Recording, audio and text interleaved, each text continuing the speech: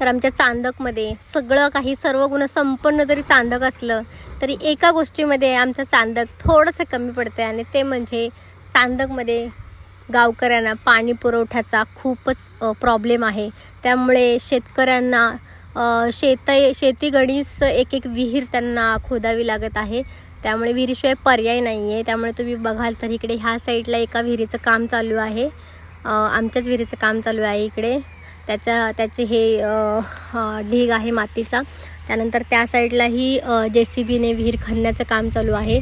त्यानंतर पलीकडे असं शेतीच्या मधोमध प्रत्येकाने विहिरीचं काम करायला घेतलं आहे, कारण गावकऱ्यांना पाण्याचा खूप मोठी समस्या आहे पाण्याची।